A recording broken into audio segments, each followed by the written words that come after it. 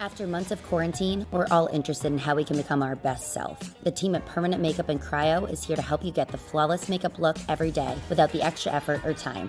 When it comes to your appearance, you deserve the best care that money can buy.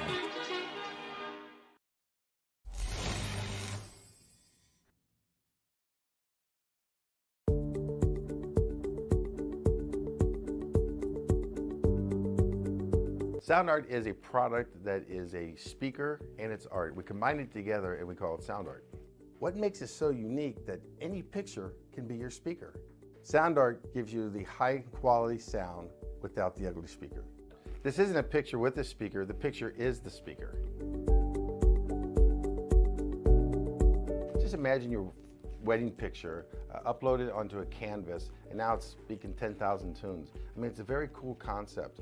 What we like so much about it that you can take anything that means something very special to you, upload it on the canvas, have it hanging up in your room, your balcony, wherever you want to put it, and now it's a speaker. I mean, how cool is that? It's something that we have that and no one has. No one has this product. It's just a great gift to give anybody. It's just a neat concept. Around here we say, art never sounded so good.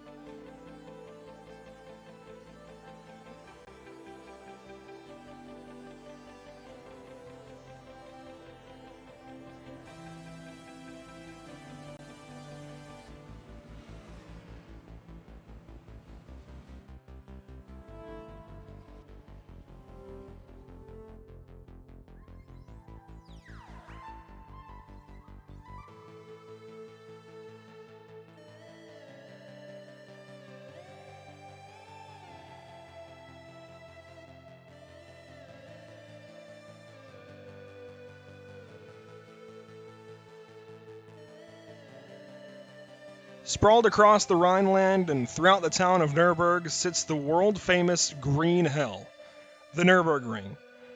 Helping shape the course of motorsport throughout the 1900s, the Nürburgring sits high on every driver's list, be it for a desire to conquer or survive. This evening, however, will only be running a fraction of the asphalt this famed venue has to offer, the Nürburgring GP circuit. Weighing in at 3.2 miles and 16 turns, this beast lies ahead of the Northwest GT3 Challenge as drivers clamor for last-second points gains. Welcome, race fans, to Pit Stop TV. As usual, we're live on Facebook, YouTube, Twitch, and Twitter tonight. Emerson Arden joins me in the booth, while Corey Rexford is on our social media game. I'm Andrew Cardinale IV, and this is Pit Stop TV's live coverage of the Northwest GT3 Challenge from the Nürburgring. We join you tonight from the virtual Nürburgring, Germany, of course, for the penultimate round of the season. Practice is already out of the way. We're into qualifying by about, it looks like, 5 minutes or so now, guys. We've been watching these guys set their lap times out on the racetrack and seeing who's going to be hot, who's going to be not. And, well, Garrett D'Alessandro, the talk of the town, he's now got 3 wins on the season. And this driver of the number 13, he opened the season out really strongly, winning the first couple of races at Barcelona and Brands Hatch. He's since fallen back until, winning last week at Sonoma and reasserting himself as the championship favorite. And I don't know if there's any way that you can pick against him looking at these point standings, Emerson. Quite simply, he's just got the field covered right now.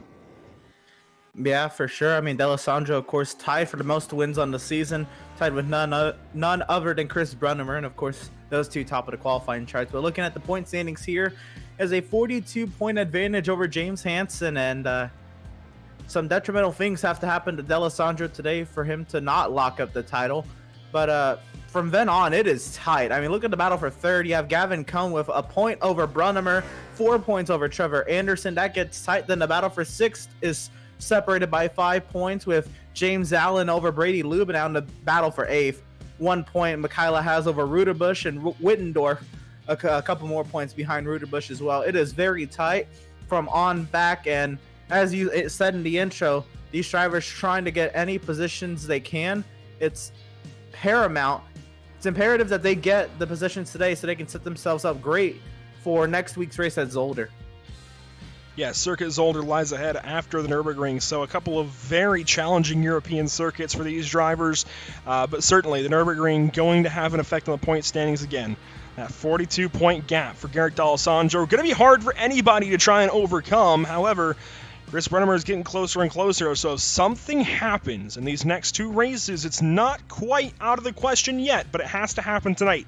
I think if Garrett D'Alessandro leaves the Nürburgring unscathed, it's quite simply his championship, and I just don't know that anybody can say anything about it. Even James Hansen only 42 points back with that 8-point cushion to Gavin Cohn by virtue of his race win. It's going to be so tough for anyone to do anything about what's happened at the top of the scoring pylon all season long. Of course, once again, I want to welcome everybody to Pit Stop TV, hitting our usual platforms as always. It's good to be back. Weekend away last weekend, missing Scar, missing BRP, missing the Northwest GT3 Challenge. It's good to be back with these guys, and good to be back alongside of you, Emerson. We've had Corey around a whole lot recently. Where this guy came from, I will never know, but it's good to have everybody here, getting back into our usual swing of things. And I say our usual swing of things, then we have a week off here after tonight, all the way until BRP coverage next week at Weed Sport, and, well, the season finale here at Circuit Zolder for the Northwest GT3 Challenge. Yeah, for sure. Last week, we picked up a lot with the BRP and the Northwest GT3 Challenge. Those broadcasts were major challenges, if you will, to pull off, but we did get them done, and it is going to be a little bit more comfortable having the usual man at the helm tonight to have things go a little bit more smoothly, as I'm sure they did with BRP, and as I'm sure they will with Northwest GT3 tonight. And D'Alessandro just continues to, he is absolutely flying around here, and he is letting it rip. He is playing with track limits amongst every corner. It is going to be fun tonight. On screen, we have a McLaren for the first time this season, the Macca making its series debut here at the Nürburgring, and being piloted by none other than Tyler J. Campbell. Certainly appreciate his sacrifice to get into the McLaren. We'll switch those letters to white for next week, don't you worry, so that way it's a little more visible there. But we're just glad to have a McLaren in the field for the first time all season long. He was planning to run one at Sonoma, then something came up, much like myself last week, and couldn't run it to my knowledge. So I'm going to owe him $5 actually for making him a bet that he wouldn't run it. So $5 reward going to Tyler Campbell. I think he's going to make way pretty nicely this evening. But let's take a look at the track map ahead of these guys. Of course, we talk about Nürburgring, the Green Hell. We talk about how challenging even this GP circuit is. But let's take a look at this place. And you see, when it begins at what is actually called the Yokohama S, at least according to iRacing.com, there in turns 1 and 2, things just get hectic from the get-go. The Mercedes Arena, certainly a very fun set of corners to go through if you're a spectator, not so much if you're a driver. I'm sure some drivers like it, but man, every time I try and roll through there, I'm just fighting the car, fighting the track for every bit of grip. These guys will be doing the same thing. They'll roll through turns 4, 5, 6, down to forward curve for turn 7, and that's where, in my opinion, this track gets extremely fun. Turn 7, it's a carousel. You're dropping kind of down into a little bit of banking, down into a bit of a drop, like a little hill, and you're able to really lean on the track for a lot of grip. That fires you, that launches you down to turn 8. We're going to be coming up on that section here soon with John McClintock. In fact, we can go on board with him when we go through there. And that's a really fun set of corners as well, just from 7 down to 8 for Dunlop. Then you come up the Michael Schumacher S towards Kumo Curve and Bilstein Curve, and then what is really just one long straightaway, technically turn 13 right there. It's a kink just set up for the Vidal chicane that pretty much ends this lap out, but not before you get down to the Coca-Cola curve. We're coming down to Dunlop here with John McClintock, and again, a very fun set of corners in my opinion. These two corners back-to-back, 7 and 8, I think make this racetrack for me. For sure. I mean, it is absolutely phenomenal with this track, and just, as you mentioned, Mercedes Arena, that is difficult as a driver for sure. It's so deceiving because you think you need to get on the gas a lot more to carry more speed, but as soon as you do, you realize, uh-oh, I'm going off the track, and now you're taking it off track, or you're having to slow down for exceeding track limits. It's just a very difficult section. But as you said, 7 and 8, and then from there on, it is just high speed, left and rights, and using the curbs for every bit of grip you can, flinging the car into corners. It's gonna be fun. The final half of this course. Absolutely, a very fun Nürburgring GP circuit here today for all of these drivers. Certainly, I think a good way for these guys to tickle that itch that, man, we've been seeing in the Discord. If you're in the league Discord, you'll know what I'm talking about. A whole lot of people asking for the Nürburgring Nordschleife. And I think that's coming next season, possibly with the, with mirroring the VRS Sprint Series schedule. I believe it's going on the schedule, so it'll be something. It'll be a race, I suppose. It'll be an hour-long contest for these Northwest GT3 Challenge drivers, but also a series of announcements heading out this week from league admins. This will be the final couple of races that these guys run as the Northwest GT3 Challenge, because we will soon be bringing you coverage of the Pacific Challenge, I do believe is the official name. Let me take a double check on that. I want to be totally certain before I say that. Yeah, the Pacific Challenge GT3 series, and that's what we're going to be moving into the new year. I'm so excited to work with these guys even more. Everything these guys are doing at 11-9 Sim Sport and the Northwest GT3 Challenge, soon to be the Pacific Challenge. A whole lot of stuff happening, and it's all setting up for a really cool time coming up.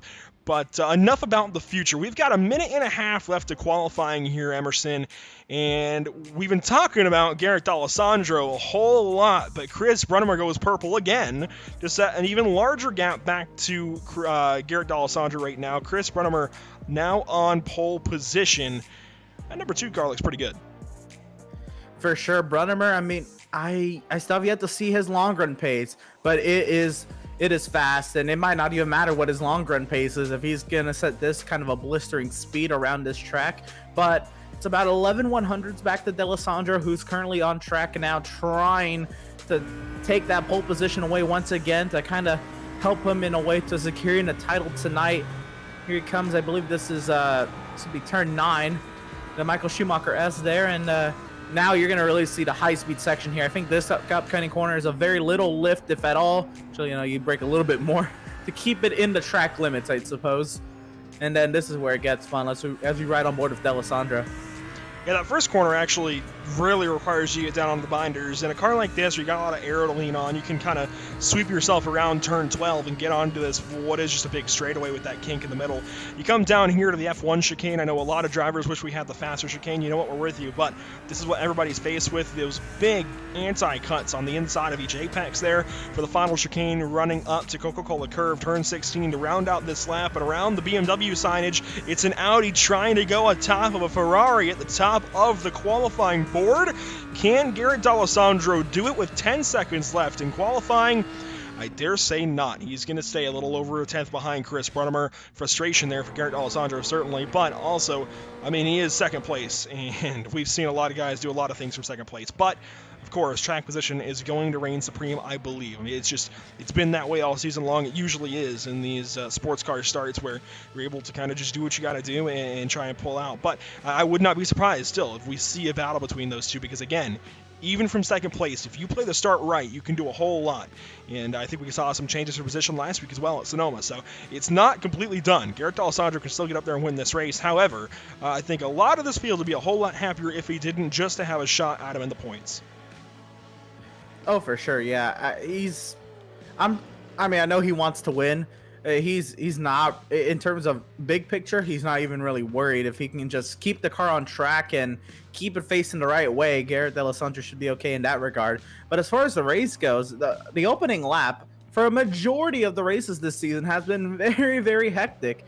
And we've seen a lot of drivers go around or go off track, and who's to say it won't happen up front? It can get wild as the action picks up, and especially on cold tires on a track that's set in November in Germany.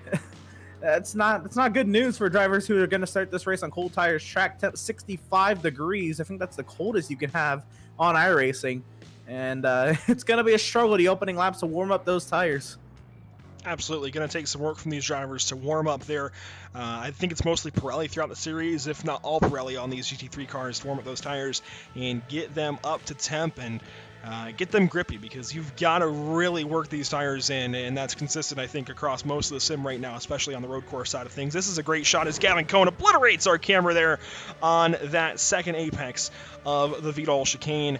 It's going to be a great time here at the Nürburgring. I really do believe that. I cannot wait for these guys to get things rolling. But before we do so, of course, want to give a big shout out to all of our partners here with the Northwest GT3 Challenge. Emerson, go ahead and take it away and tell us about some of our series partners. Yeah, for sure. We have 425 Motorsports, and they cater and specialize in automotive racing and driving equipment for all automotive enthusiasts.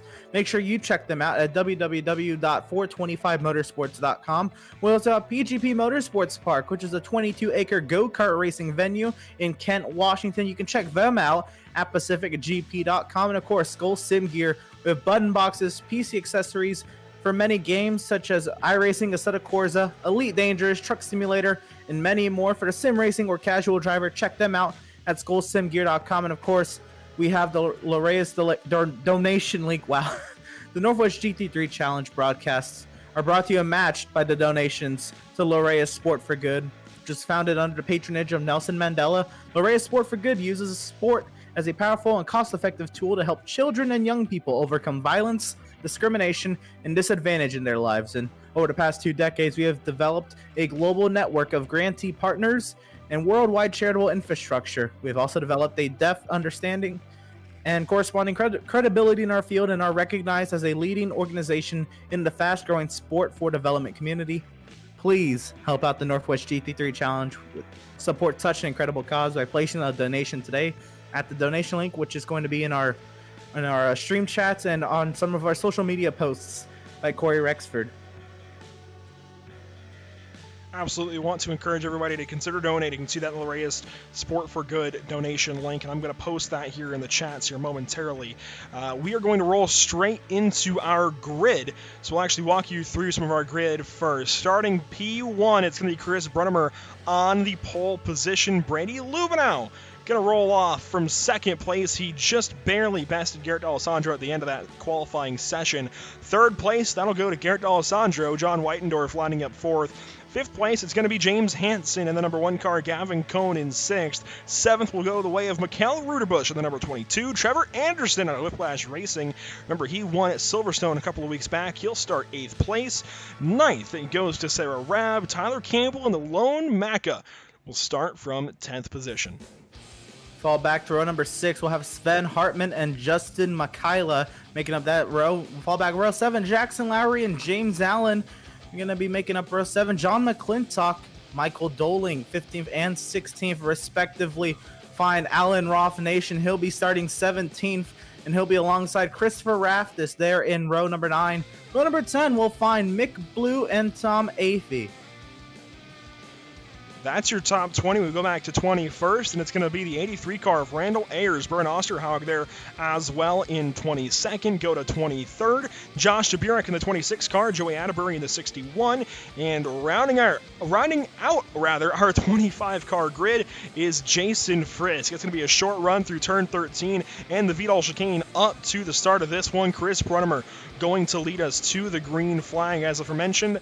And that number 2 car has been good all season long. I dare say he's been there as about the best car all season long. It's just a matter of being able to execute in every single race, and that is what Garrett D'Alessandro has done. I think the raw pace goes the way of the 2 car. The consistency goes the way of the 13. We'll see how they match up this afternoon as they'll come out of turn 16 in Coca-Cola Curve and come down to our green flag. Brunnemer, Lubenow, D'Alessandro, Whitendorf, your top 4. We are racing at the Nürburgring. Watch this run down to turn 1 as Brunnemer already has an advantage heading down into the braking zone.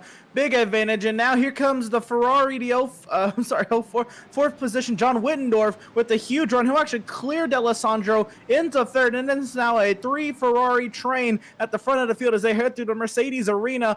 Everybody's struggling for grip on the rear tires through turns 2 and 3, and now through 4 and 5. Very, very tight, close quarter racing. We'll see if they can hold on to it through the rest of the lap. Very clean start for all these guys up front, getting clean, orderly, and single file before they get down to turn 6. They'll turn down to the Ford curve. This is where things really start to tighten up for these drivers. Coming down the hill, it's kind of a carousel section, much like Dunlop, but you've got to be very, very careful to be right on that perfect line. They don't have the downforce the F1 cars had to rely on as D'Alessandro moves over and blocks Gavin Cohn into Dunlop. That's going to secure 4th place for him, but Cohn going to try and ship it up the inside. Almost a crossover, can't do it. I wonder, with that being so early, with the aggressive block, if you will, how aggressive will Gavin Cohn be on D'Alessandro if we can get back to him later in the race or later this lap? We'll see. Be right on board with Gavin Cohn, trying to get what he can. Yeah, I wouldn't be surprised if Gavin maybe thinks a little bit less about being nice to D'Alessandro after that, because that was a bit of an interesting move. It was certainly reactionary, but you get that one defensive move. Garrett took it, and he hangs on to that position. So I wonder what these guys will do up into the final chicane of the lap. And, Brady Lubenow looked like he wanted to try and go around the outside. Can't do it. The Ferrari is going to stay in line at the front of the field. D'Alessandro, the first Audi, and Gavin Cohn, the first BMW. Mikkel Ruderbusch back here. He's fighting with Sarah Rabb. How about that? Sarah had a great run at Sonoma as well, and certainly I think starting to beat down some of these guys ahead of her, finally starting to get some good luck going her way. And man, it's been a long time coming for that 31 car.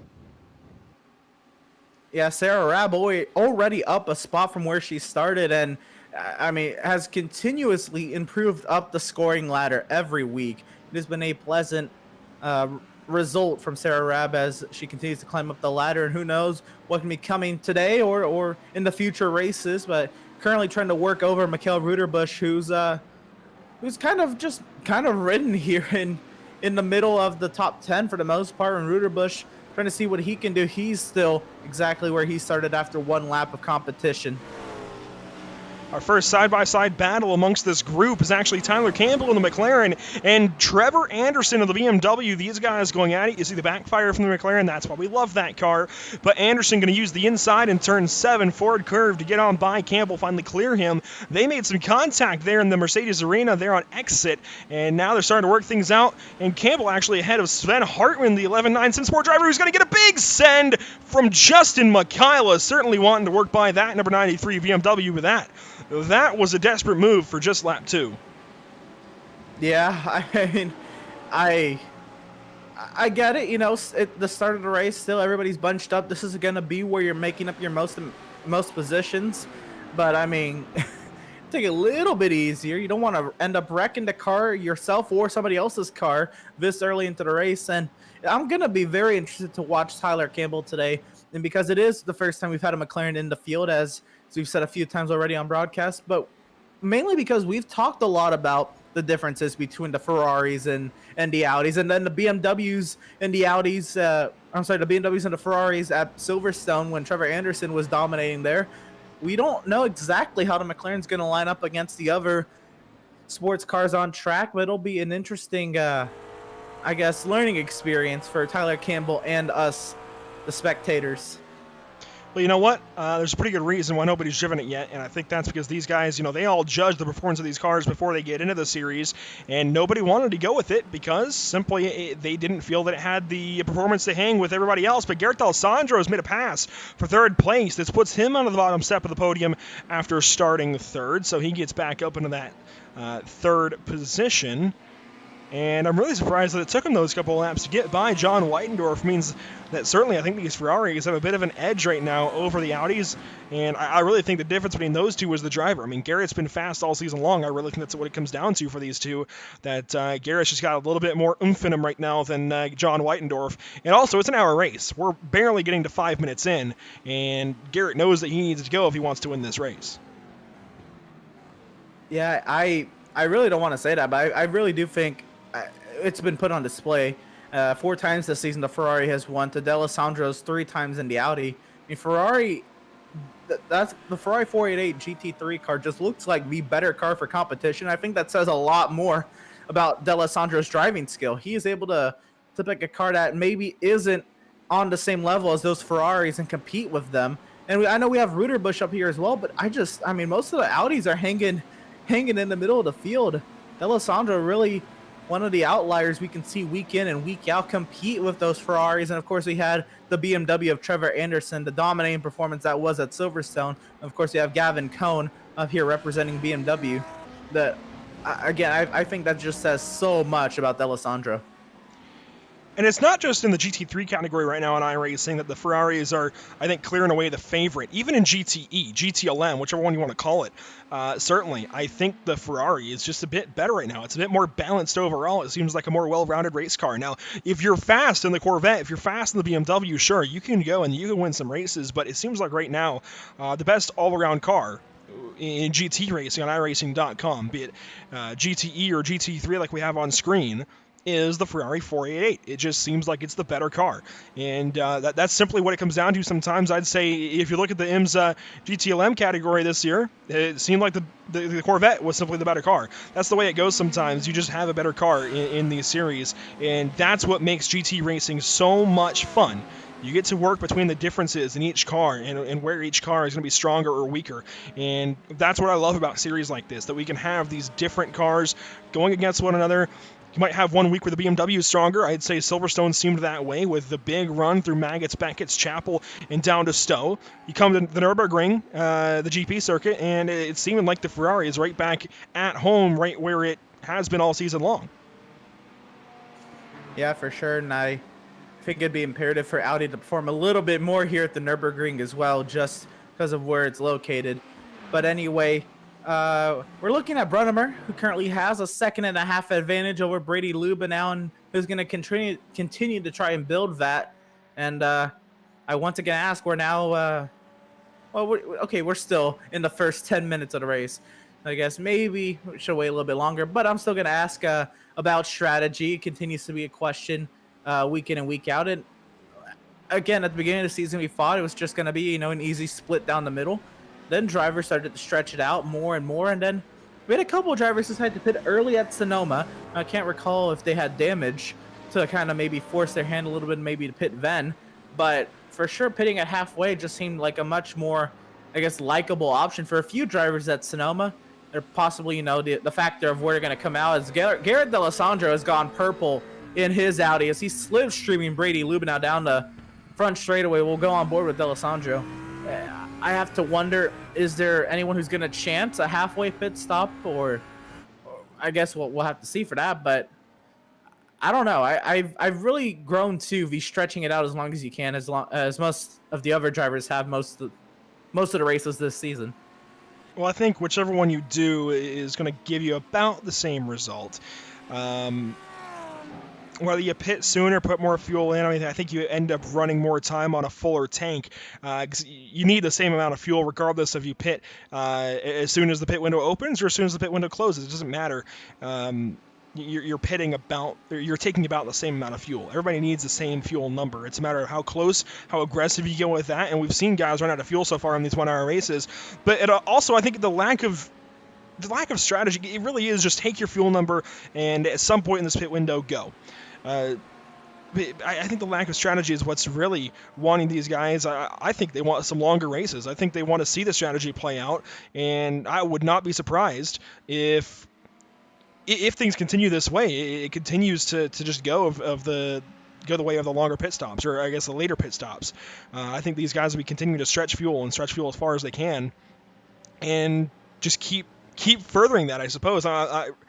When I think about that, I think back to the Operation E Motorsport iRacing League and those Miatas. They had the same length races, the same pit strategy ahead of them. Really, it was just a matter of 20 minutes, 30 minutes that they had set aside where they could pit right about the middle of the race. And you saw some guys at the end of the series really stretching that out all the way to that pit window end.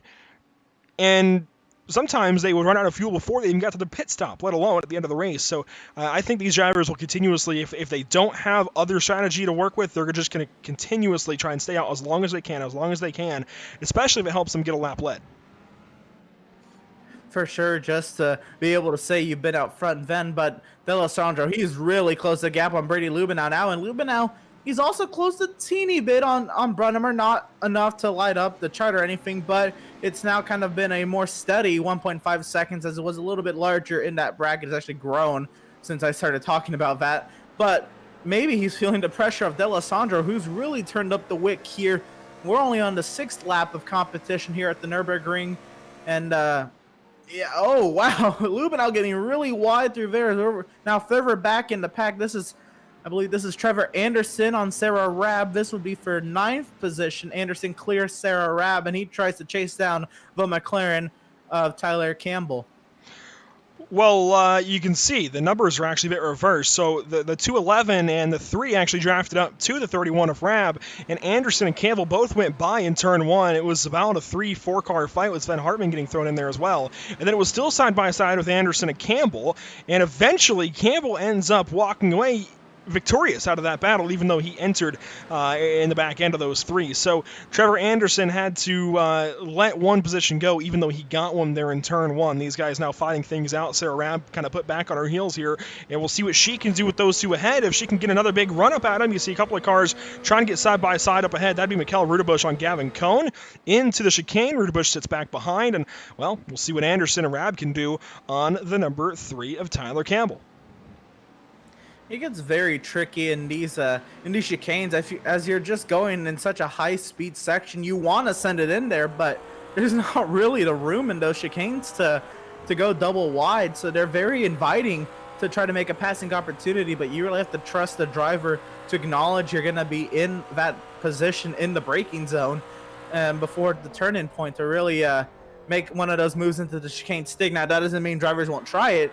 It's just most chicanes, are very opportune passing opportunities. I just can't see the chicanes here at the Nürburgring really working out in most drivers' favors the same way we see in others.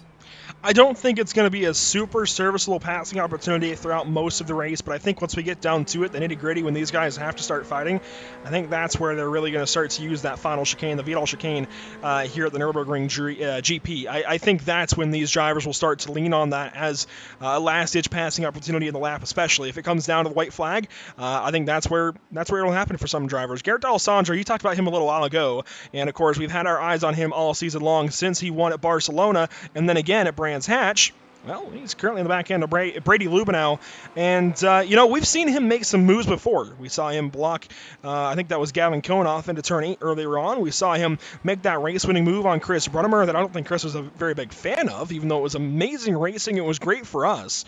We've seen Garrett get a bit aggressive, and I think with the season up ahead, while, yeah, he could sit back and he could relax to the end of the season, he could just collect this championship at this point, I think he's going to want to fight things out, and I think he's certainly going to be impatient behind this number 11 Ferrari.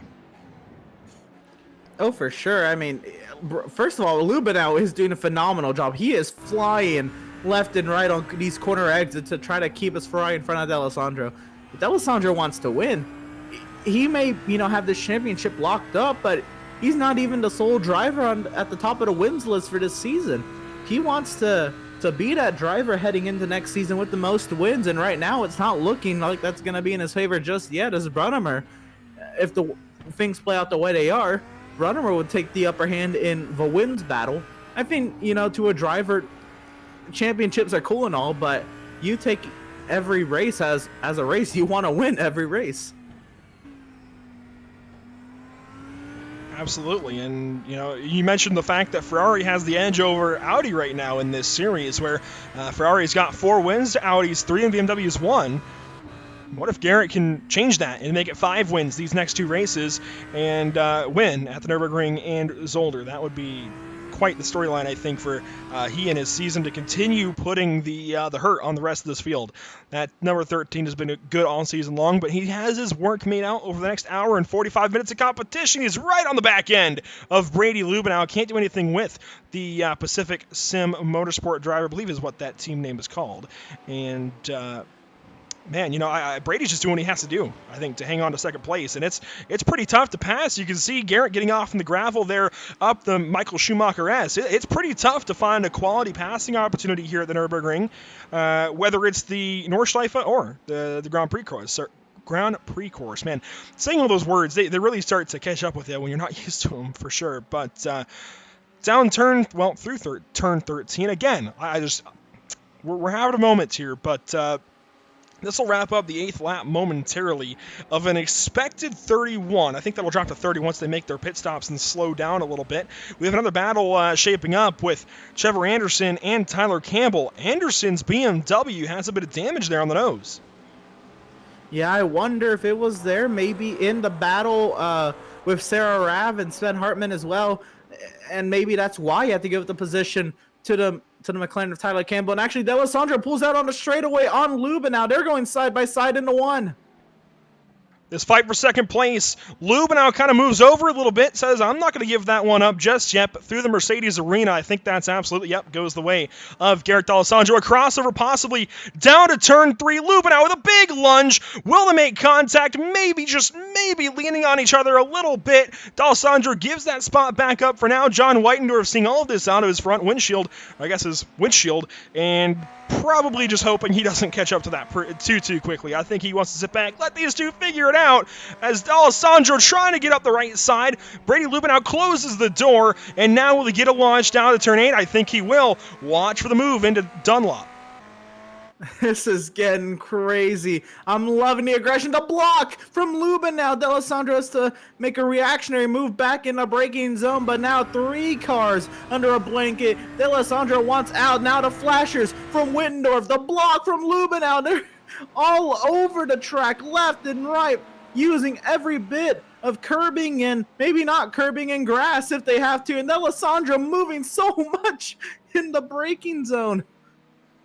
Yeah, moving in the braking zone is a no-no, whether you're the passing car or the car getting passed. You've got to make sure you hold a steady line, but I think these guys are just so all over the place trying to figure out where they want to be that I think everybody bobbled a little bit through there, but especially at 13. Now he's going to get over to the left side. Brady blocks. Now he'll come back over and try and get an arc into the chicane. The Vidal chicane, possibly a place where Garrett can cross and back up before turn 16. It's not going to happen, but what amazing racing so far, and we still have a front stretch to go one more time, and we're only 18 minutes of the way into this one. And Emerson, this is a really odd front stretch and turn 1 entry where you kind of enter a little bit, you have a little bit of angle in your wheel, and you've got to straighten out and get on the brakes really hard, because this turn 1 is just, it's one of the more interesting, the more odd turn 1s in motorsport. As wow, Weitendorf up the inside of D'Alessandro. Whoa, I thought they were going to make contact. That was close. Alessandro wanted the apex, but Wittendorf wanted it more. And now around the outside to the Mercedes arena, Wittendorf will fall back behind Alessandro for now as they work through the second half of that arena now. And yeah, back to turn 1. That being said, if you have to slightly enter, then you straighten the car out to brake for the corner, that makes it very difficult because you're almost always taught in racing to always brake in a straight line and not really turn while braking. And then you kind of have to turn right before you brake. And if the car is really light, once you make the little turn in to begin the braking for turn 1, that could really cause some problems, especially on older tires and in lighter fuel tanks. But it just makes the corner much more difficult. It adds a characteristic that many circuits don't have to their first corner.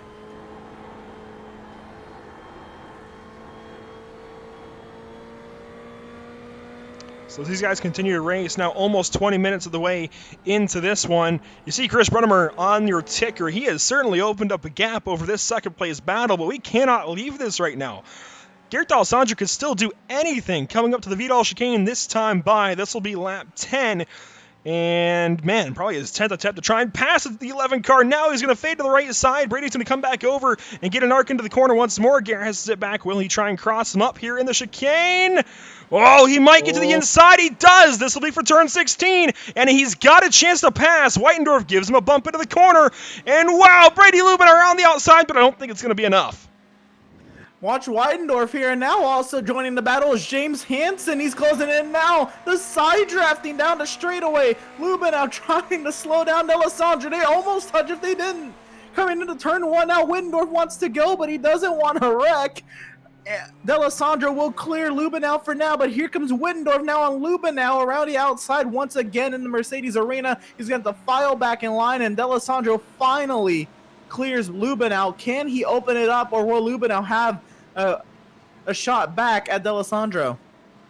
With the draft around this place, anything's still possible, but he's got to hang with him for this next set of corners where Garrett's looked so much better over the course of these opening laps. I'm not sure that Brady's going to be able to hang quite with him enough to make a move either into. He could do it into Dunlop here if he can get enough of a run, but I'm not sure he's going to be able to do so. I would look for Weitendorf from the 24 to really make a move here shortly. I mean, he wants to get by. We've seen it so far. He's been putting the flashers on these drivers, mostly on Garrett, of course, because Garrett was still trying to set Brady up for the pass, but I think John's better than at least Brady Lubin right now.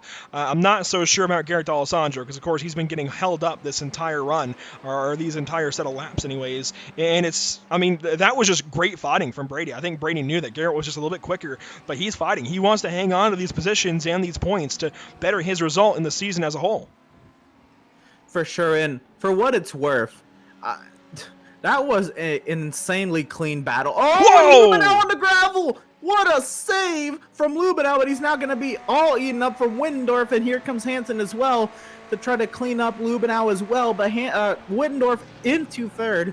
What I was going to say about the battle is that was extremely clean for what it is. They get very close. I don't know if they even made contact, but with that, think of what you will, the moving under the braking zone, but not a single time did those drivers make contact unless they made contact down the front straightaway. I think they did a little bit down the front stretch. I think they made just enough contact to call it contact, and they might have just touched doors, rubbed wheels in turn 1 a couple of times. But no, you're right. Absolutely. A very clean battle. One of the best battles I think we've seen all season, and one of the best battles that I think you'll see all year in GT cars here on iRacing. That was amazing stuff.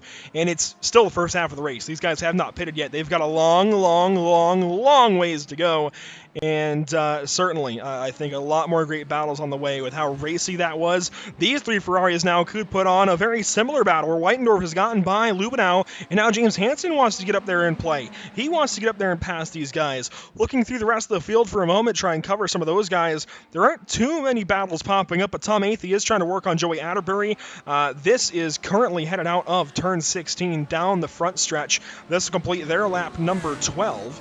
And no, sorry, their lap number 11 rather. Tom Athey trying to put the pass on Joey Atterbury. You see Josh Jaburek there as well. Wow, Jaburek very deep into the braking zone, almost cleans out Athey. Thankfully, he gets on by, and they get by without any contact. A little further up ahead in the field, John McClintock is relatively close to Michael Doling. This would be for the 15th position if he can make it happen. And Sven Hartman is still pretty close to Sarah Rabb. That would be for 10th.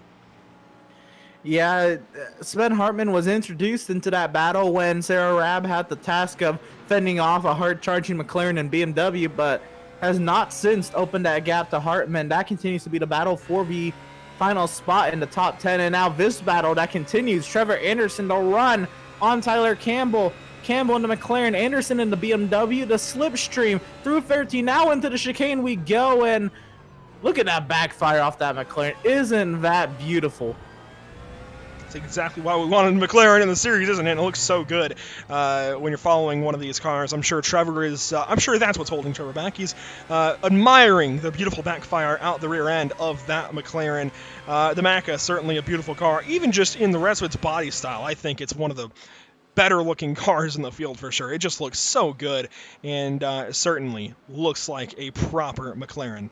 And yeah, very glad that we have one finally in the field. I will owe Tyler $5 after this one. Gavin Cohn up ahead. He's in 7th place. He's fallen victim to Mikkel Rudebusch for the 6th spot. And then we get back up to that battle with James Hansen, Brady Lubenow, and John Whitendorf. Not much has changed, but Garrett D'Alessandro has put a second on these drivers. Yeah, I think that speaks volumes on why D'Alessandro fought so hard to get around Lubenow. He knew he was faster than Lubenow. He didn't know what his pace was to Brunnemer, but he had no idea what it would have been if he kept behind the Ferrari of Lubenow, and now he is clear of that, and that gap is right now 6.4 seconds, and unfortunate for D'Alessandro, I think that continues to grow as Brunnemer is just blistering around this 16-turn road course. On board with Brunnemer here, and yeah, he's in a world of his own right now. They're going to have to make a new country here within the town of Nurburgring just for him, because he has just set sail from the rest of the field. Now, we've seen crazier things happen, though. He can still lose this race, by all means. I mean, he obviously could park it right here and let everybody go by, but assuming he continues this this run, it's going to be so hard to beat him.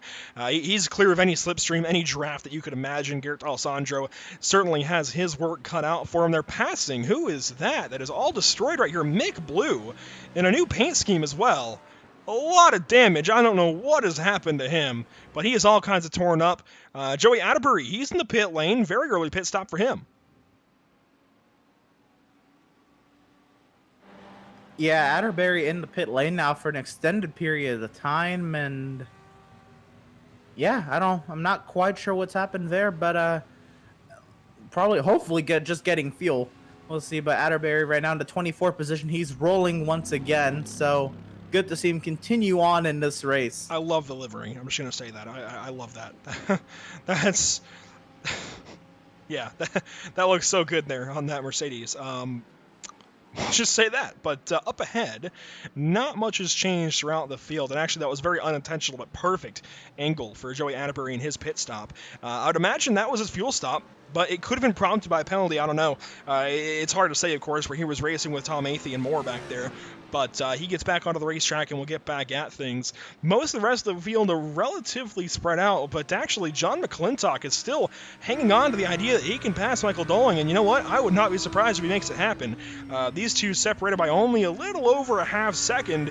And so far, I'd say McClintock looks pretty good, and he might actually...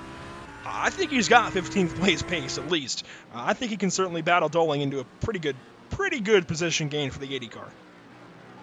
Yeah, for sure. This is just classic BMW versus Audi sports car racing going on. And Doling, I mean, doing a great job at defending, but like you said, McClintock just looks so much faster right now, and 15th would be a good benchmark for the number 80, and certainly wouldn't be anything to slouch about. And there's a damaged Audi ahead of him, that of Jackson Lowry, so 15th might not be it for John McClintock if he can find a way around Dalling, that is. And there's that signature rear wing damage for these Audi R8s on the sim. It's one that really plagues Audi drivers for sure. Sven Hartman, though, all over Sarah Rabb out of the braking zone for the Vidal chicane. Justin McKayla there with him. I knew it was an FTR Esports driver, just mixed up which one. Is Sven going to get to the inside of Sarah? Wow. I don't think that was intentional at first, but he ended up showing the nose into 16 and doesn't make the pass right there, but might have a decent draft out of the final corner down the front stretch. This will complete their lap 14. As we now get closer and closer, we should hit halfway this time around. Oh, is Sarah? Whoa, that was a couple of different moves. You got to be very, very careful if you're Sarah Rabb right there, trying to defend.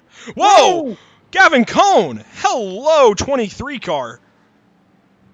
Wow, that was interesting. He wasn't in the racing line, but we both said oh at the same time because we both saw it come in the shot there. And just lost it on his own. No. Oh, my. Tom Athey getting by, and I think... I'm going to go back. I think there might have been contact here with Trevor Anderson. Athey was coming out of the pit lane. This will be heartbreaking for Trevor if there is contact. I think Athey right now just went off the track as well. But there is. Oh, no.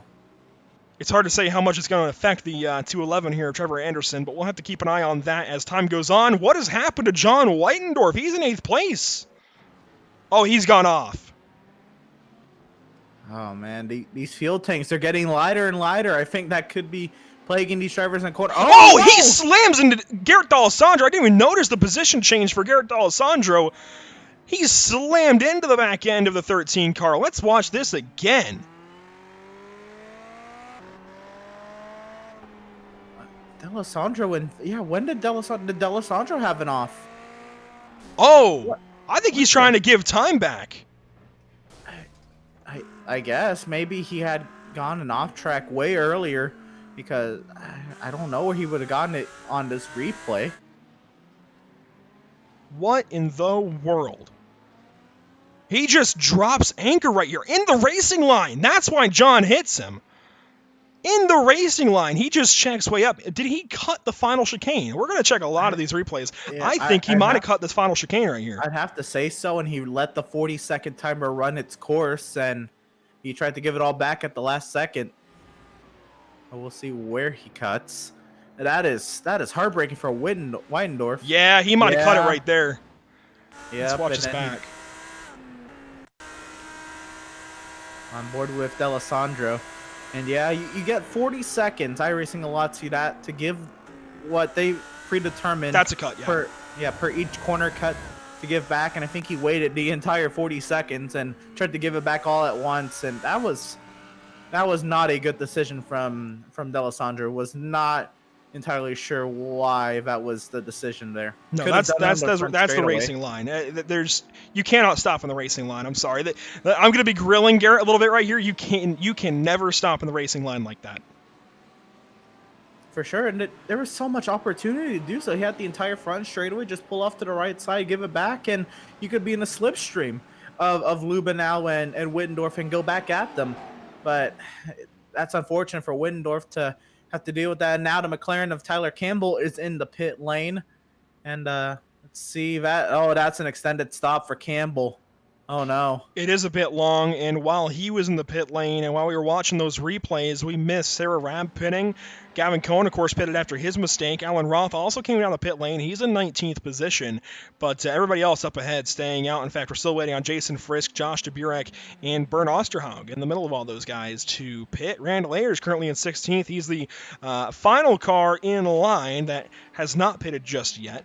And actually, no, now Sarah Rabb has passed him. So, my bad there. Sarah's up into 15th. So, Christopher Raptiste, the final car in line that has not pitted just yet. John McClintock still trying to work on Michael Dolling back here. But, man, everything shakes up ahead. And now, James Allen, I think, will have a battle here with Justin McCullough soon, now inside the top 10.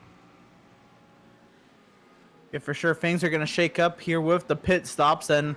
well, the several mistakes by different drivers kind of shakes up the entire running order. And then when pit stops cycle out, we could have a whole different race than what we just had well, 10 minutes ago.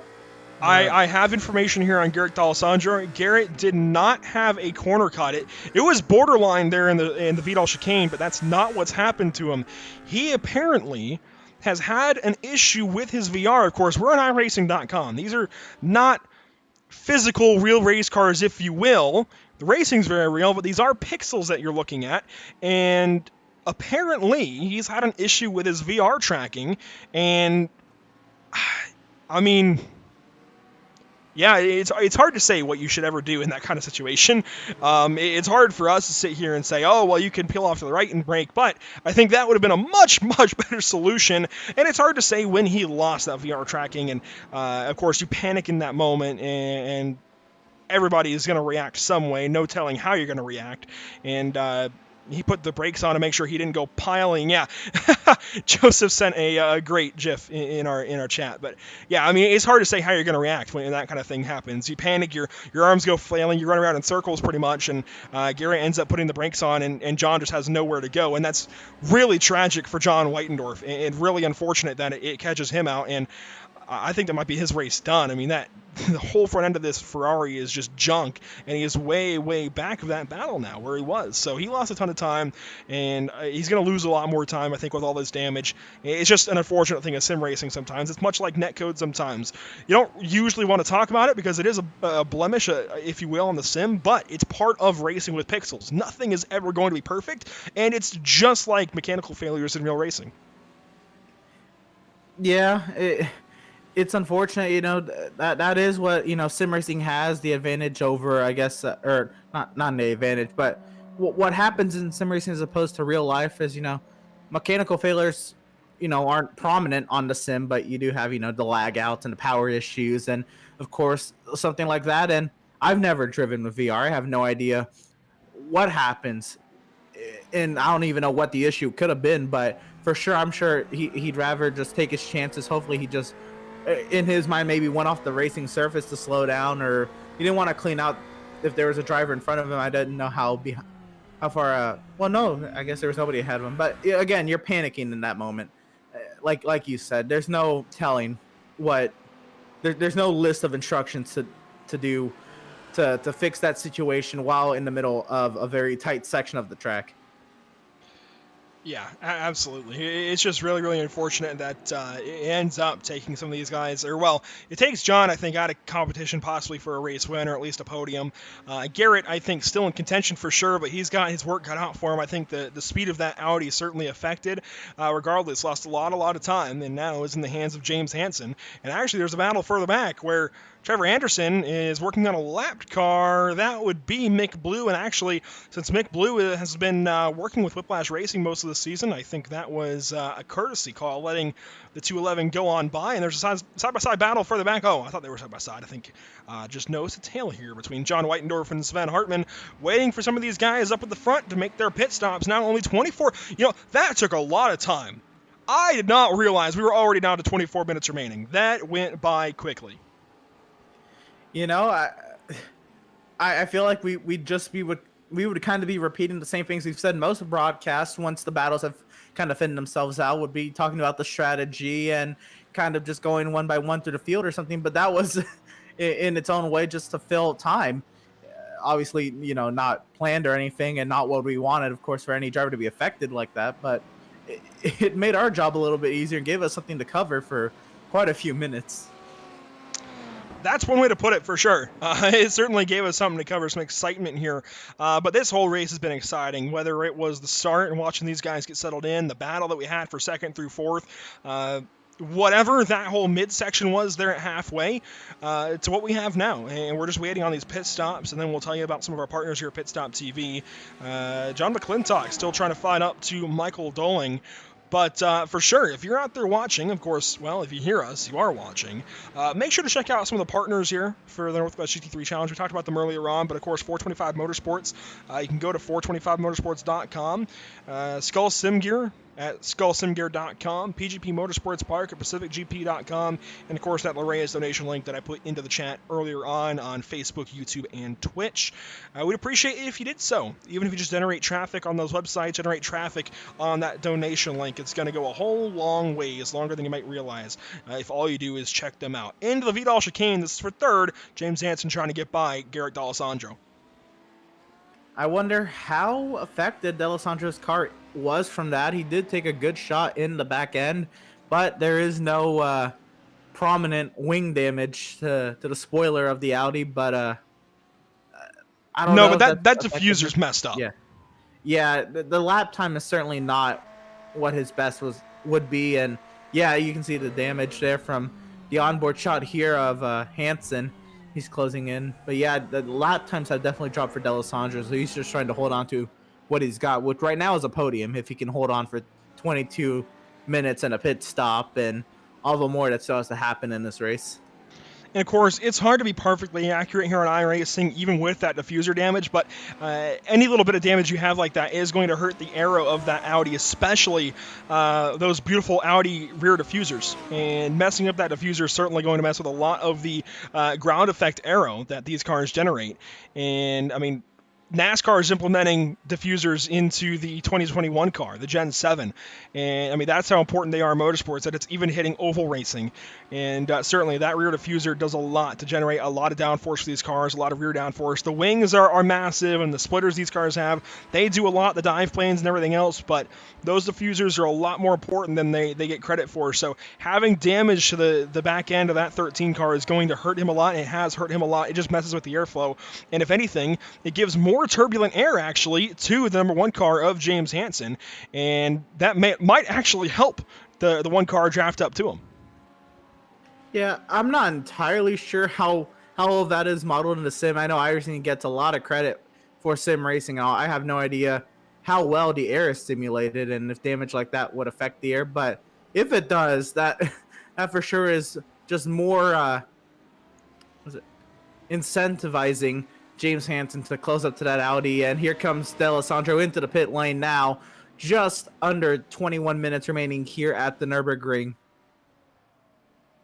Finally, some pit stops. It looks like Brunnemer's down the pit lane. D'Alessandro's down the pit lane.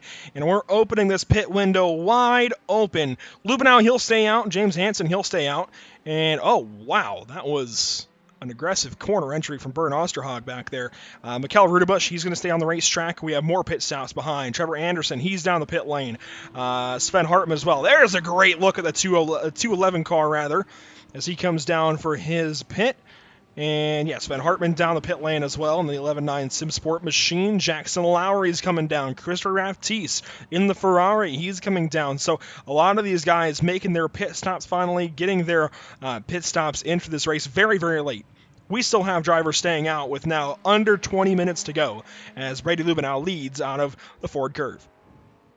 Yeah, and I think it's these drivers. You know what? I think these drivers are playing with fuel mixes, maybe not running one fuel mix, especially if they're not in a prominent battle for position or a battle that they think they can benefit out of. I think they may drop down a couple fuel mixes and extend their fuel tanks a little bit longer, because I have definitely been questioning how far these drivers have gone. I think at Sonoma we had somebody go like till 13 minutes, and I'm like, that is insane.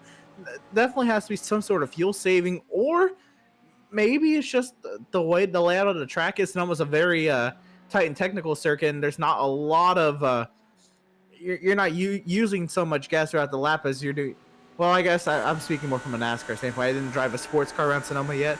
I probably shouldn't speak on that behalf, but it's definitely, there's not a lot of straightaways at Sonoma to burn a lot of fuel. But here at the Nürburgring, there is straightaways to burn some fuel. And again, now 19 minutes remaining in this race and drivers staying out. I just find that amazing, and I have to assume could be fuel mixes or other fuel saving techniques.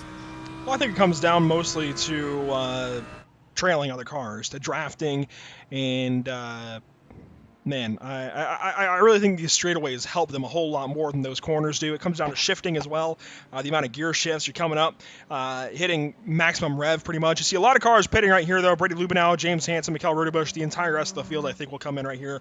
John Whitendorf, he's going to be coming in. Yep, there we go. Michael Doling and John McClintock. So everybody that had not pitted up in the front, they have now pitted. I think everybody that hadn't pitted will pit this time by, even Randall Ayers, the last car that has not hit the pit lane. Chris Brunnemer goes on by, and Chris Brunnemer has a massive gap back to second place. Who is it even going to be? Garrett D'Alessandro. Well, actually, no, he's going to come out right behind. There's James Hansen. Will they be side by side in one? They will be. This is the battle for second place. No, this is the battle for third. Lubenow is up ahead. Wow, the shake up from pit lane, but I think that speaks. I think there's more damage on that audio. I think that speaks volumes to what the damage was doing to D'Alessandro, is that it allowed Hansen to stay out longer and basically leapfrog him, possibly also taking less fuel because he stayed out longer. But just the leapfrog with lap time, I think Hansen had over D'Alessandro, with D'Alessandro having to limp around here. And yeah, the battle for second, the gap Brunnemer now has over Lubenow is nearing 9 seconds. So the advantage has grown for Chris Brunnemer. He is just absolutely on rails today. That's a lot of left front damage there for the Audi of Garrett D'Alessandro that I don't think he had beforehand. I wonder if he might have got a curb wrong, got a car wrong here in this transition period. I don't think he had that before the pit stops. But that is a lot of left front damage, and it looks like maybe it's punched inward a little bit to the inside of the race car. It's very hard to say, but from one of the shots we had a little while ago, right there, it looks like it's a little bit further inward than it used to be, the tire itself. So I wonder if there's some suspension damage wrong on that number 13 car. Certainly not at all what Garrett D'Alessandro wants in his quest to take this championship. Certainly this field going to make it exciting for him. Yeah, his VR doing the same. I think everybody just trying to make it exciting, but as long as he finishes this race anywhere near where he is right now, I think he's going to have it wrapped up. Yeah, I think off of one of those corners, D'Alessandro dipped a little bit out of the racing line. And look at Rudebusch. She's just going to fly right on by D'Alessandro. There is something severely wrong. And he is, oh my goodness, he is way off the pace on the straightaway. D'Alessandro is severely off the pace. Yeah, you know what? We have the ability to do so. There aren't too many cars here, as opposed to other races where we've had 40. Let's try and look back at where this might have happened, because there is just a ton of damage suddenly to Garrett's car. And that looks like a clean left front compared to what he's got now. So it's got to happen sometime in the next little while. What happens here to Garrett D'Alessandro? This is a replay. And, I mean, this is certainly impacting his race and possibly the championship. Depends on what happens.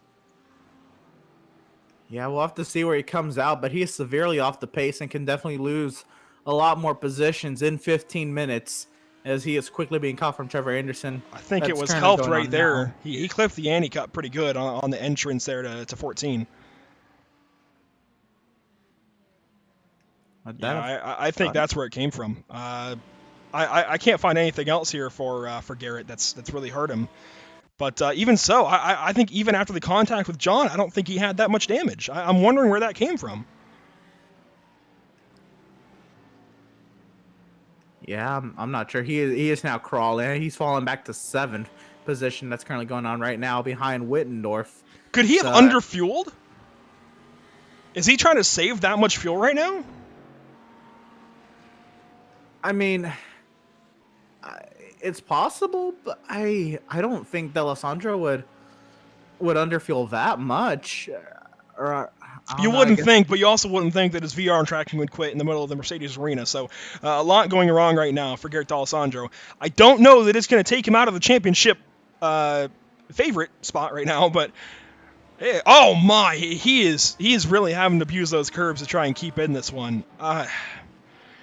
These are big problems here for our championship leader. Further back big battle here into the Vidal chicane. Michael Dolling around the outside. He loses some time. He actually loses a spot, it looks like, to Jackson Lowry, who's going to pull away on the FTR Esports sister car to Garrett Alessandro, actually. John McClintock up on these guys. Gavin Cohen as well after his spin. You see up ahead James Allen up on Sarah Rabb. So a lot of battles happening right now. But, man, I still want to focus mostly, if we can, on Garrett Alessandro because this is big time trouble. I don't think it's going to be enough to quite open things up to the championship just yet, but if this keeps compounding, we might be talking about a pretty big headline right here. Yeah, I mean, it all depends on what the gap is heading into Zolder. And, of course, what happens at Zolder, I mean, Garrett Alessandro could just take it completely easy at Zolder, too, and maintain any advantage he has, but that also depends on what the gap is. If he somehow falls all the way to the bottom of the running order, we are talking huge gains for Brunnemer and Lubenow and Hansen. And somebody's gone around. That's Wittendorf. No, that's John Whitendorf. Wittendorf. And he's turned around here in Dunlop, and I was just reading some chatter possibly that Garrett Alessandro might have put the brakes on his entire race just to give the spot back to John Whitendorf. And now John Whitendorf has had problems. He's spun out in Dunlop. Let's see what happens.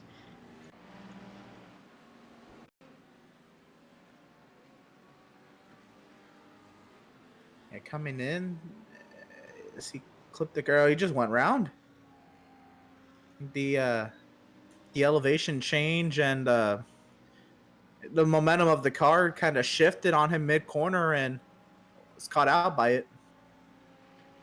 I want to give a big shout out right now to series organizer and series admin Joseph Griffin, because he is certainly helping us out a ton with learning about some of these problems here for Garrett Alessandro.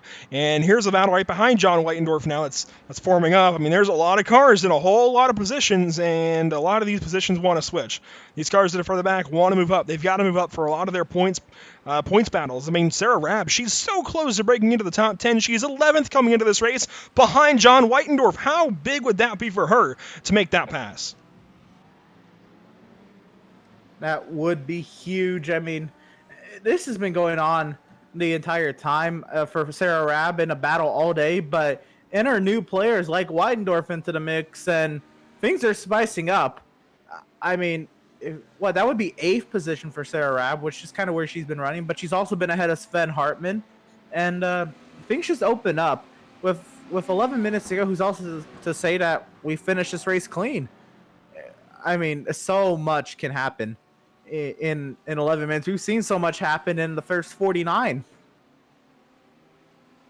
Take a look at the graphic here of our crew today. You see Joseph Griffin there on the bottom, now added, and Northwest GT3, Intel, and MVP.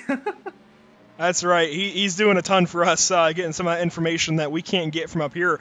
Of course, these guys on iRacing, they have full driver chat. They can talk to one another the entire race. And, boy, sometimes that turns into some spicy conversations in official racing. But here, he's able to listen in when we can't.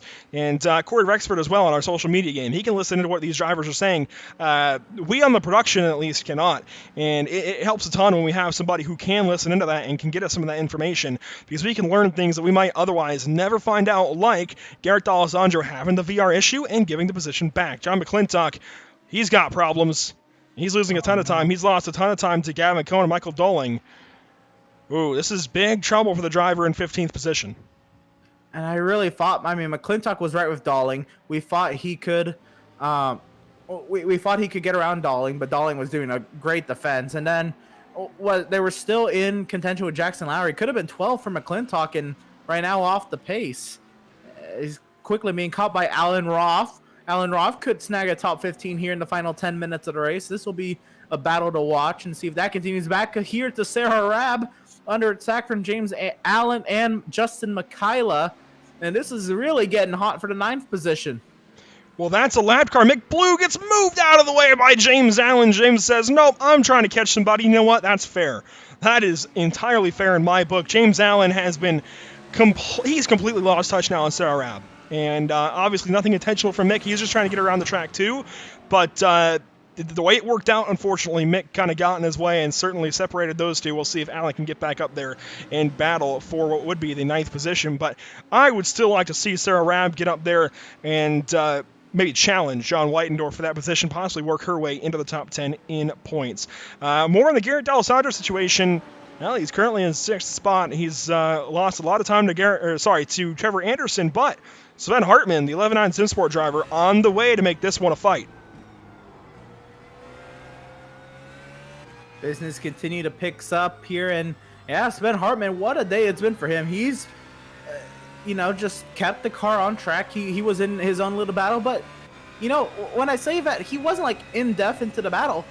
He was just behind it and spectating it, really kind of minding his P's and Q's. And look at him, he's kind of leapfrogged Sarah Rabb and company in the pit stops, and is now closing in on the limping Garrett D'Alessandro, who's heading that into the pit lane now. Oh this my! This could be an underfuel, or this could be just the damage really getting to him. Oh my, and this is really going to change things up. He's going to lose a lot of time. I don't know if he's going to lose a lap, but depending on the length of this pit stop here, it could drop him. I was just going to say, it's going to take him finishing about 20 positions behind James Hansen to make this a championship fight. He could drop back to maybe 15 and make it an unrealistic fight, but still a possible fight. I mean, no drive-through, is that possibly for incidents? Has he amassed too many incidents? I wonder. He's going to get back onto the racetrack. He's now in 13th. Oh my goodness. I can't recall if D'Alessandro's even finished outside the top 5 this season, and much less outside the top 10. And yes, it was a drive-through for incidents. Wow. This is huge 4v championship. It's not over yet by any means, and this could it's still a lot to ask of this field to have 30 cars and for him to finish 30th next week. But it's suddenly a possibility. If we go into Zolder with 30-some cars, and if he somehow finishes last, we have a battle. We have a battle. For sure. And I mean, we've had near 40 cars at the beginning of the season. Now, I'm not sure we can get that at Zolder, but again, it's possible the drivers are in the league. And who knows? Anything can happen at Zolder. And like you said, the book opens up, and if there's any sort of mathematical chance that it's not over heading into next week at Zolder, then we'll take it and run with it. And this is the guy who would be looking to take advantage of it, James Hansen, in the number 1. Can he finish in position number 1 on the season? It's going to take a lot to make it happen, but suddenly it's a whole lot more possible than it ever was going into this evening. I think this is the best chance that he's had since Barcelona, honestly, to have something go right and go his way. Maybe since Brands Hatch. Let's be a little more realistic there. But yeah, suddenly James Hansen might have a big long shot, but a shot nonetheless. We've got to take this and run with it. Even if it just narrows things up, man, it's making this all much more exciting. He just got a little sideways there and kept it going. Very, very minimal slide through there, but I thought he was about to go all the way around, so a good catch from James Hansen. But he continues, and I don't know if he's going to catch Lubenow. I think Lubenow's got his own pace. Back here to this battle for 8th. James Allen continuing to pressure Sarah Rabb, and I got to give it to Sarah Rabb for handling the pressure quite well. But with 5 minutes left, that's just going to continue to mount and mount as we get into the waning laps.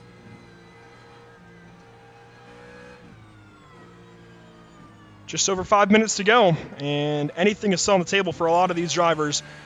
Oh, James Allen, how about that? iRacing, can we get the Rallycross course? Because James Allen is going to help you cut it in there, apparently. Going off track there, out of Ford Curve and down through Dunlop. Now he gets it settled back out. But, boy, when you get off of the racetrack like that, out into the dirt, out into the grass, and you're on power, heck, and thankfully it wasn't on corner entry. If he had to brake out there, he was going to spin, but you can power through it a whole lot easier than you can brake through it. Not a whole lot of battles up there in the top 10. This is about what we've got. Further back, a whole lot of things actually pretty well spread out. It was a very active first half of this race, but since then, it's really calmed down. Yeah, for sure, it's calmed down, I'd say, but each driver's kind of had their own little incident, if you will. James Hansen almost found the back end of Josh Jabirik very appetizing. And he continues, though. They almost made contact coming into the chicane. We continue to ride on board here of Justin Michaela, who holds the 10th position and has about 5 seconds ahead. So 10th spot looks solid if he can keep the car going straight, of course. But this battle continues, and he tries to close in on Allen, I mean, he's been behind Sarah Rabb for how long? Actually, where's Sarah Rabb? No, this has to be a different battle then, huh? Yes, this is Garrett D'Alessandro actually on Michael Doling now. I noticed this was down to 2/10 or less into the chicane. Now into turn 1, that very wonky entry. Garrett D'Alessandro, a sudden rush of pace in this number 13 car. He's going to try and put the hurt here on the number 7, Michael Doling. Every point's going to count. It's still a very, very long shot for this championship to go any other way. But again, it's suddenly a whole lot more possible. The gap is going to be much, much closer than it was going to be if things carried on the way they were. Garrett D'Alessandro on the back end of Michael Doling. Can he make a pass here? This is into the forward curve momentarily. This could be a passing opportunity if you're desperate. For sure, and I think when James Hansen sees the points gap at the end of the night, if it's less than 48, he's going to get every single driver he can to sign up for Zolder, because car count's going to matter if the championship's going to flip, if D'Alessandro finishes where he is or even tries to get this spot on Doling. He has the inside into 10, into the Michael Schumacher as they go side by side now through the exit, and D'Alessandro in that limping Audi. Can he get there now into 12, and D'Alessandro will clear Doling? That's a big pass. Again, every point's going to count here when it all comes down to it. It's still a big gap, and he's still looking like the favorite, but every point is still going to count a ton here for Garrett D'Alessandro to clinch this championship. He can't clinch it tonight. If everything stays as it is, it's going to take a big, big problem here in the final 2 minutes for James Hansen. But Chris Brunnemer currently is going to come around. He should get the white flag this next time around the track, because he's headed into turn 6 now. And we are down to 2 minutes. These lap times about 1:57, so just under 2 minutes. So yeah, he should get the white flag this next time around. I'd imagine we won't go any further. He's got Randall Ayers back there. How about your Randall Ayers? Randall Ayers, there we go, in 18th position. Just doing what he can. Oh, actually, Tyler Campbell. What has happened to the driver of the number 3, this McLaren? Giving him problems, possibly? Was he caught up in an incident? Very well could have been. I mean, there's been so much happening today. You know what? I should have noticed this when we were talking about Sarah Rabb and Sven Hartman and didn't talk about Tyler Campbell. I guess this would have to be a much more in-depth analysis later to look at what happened there. But looking at John McClintock there in the 15th position. Now back here we find this is the battle for 8th, and we'll just take a brief look at it. And Rabb just continues, and looks like if Rabb can keep that car on track, she'll be all set for 8th. Of course, got another lap to go, and Chris Brunner is coming around to start lap 31. So we did get 31 laps of racing action tonight, and he's got his own near 9-second advantage still. That gap has not dropped, and it really didn't gain any time on Bray Lubenow, but if 9 seconds is the gap, there's no need to gain. And this will be the final lap. The white flag is out for Chris Brunnemer and the rest of the field. Big, big stuff here for the driver of the number 2 this evening. Boy, he's led every single lap, and he's got things made for him. This is going to be his series leading now 4th win on the season, as long as he makes it through this last lap cleanly. There's still that battle further back as well. Michaela and Allen are side by side. Michaela on the offensive of James Allen, who's been trying to catch up to Sarah Rabb lap after lap. Suddenly things change for these guys into the wonky turn 1, as I keep calling it, the Yokohama S officially, as James Allen going to move over and let Michaela have it for now, but I think he'll fight through this last lap. I don't think this is over just yet. I say that, and a big gap has opened up. Yeah, Michaela starting to tiptoe away from James Allen. Does Michaela maybe have anything for a last-ditch effort at Sarah Rabb? But as Chris Brunnemer works his way through the Michael Schumacher S and onto the backside of the course now, Brunnemer, if he's able to finish his final half lap or so, not only gets himself the win that puts him atop of the wins list of the season today, this season, but also would secure Ferrari as the most wins for Ferrari this season at 5, because even if D'Alessandro were to win next week, he would tie Brunnemer on wins list and only give Audi their 4th win on the season to Ferrari's 5th. Of course, Brunnemer has 4 because he comes through turn number 16, the final time, his 4th win on the season. Chris Brunnemer wins at the Nürburgring.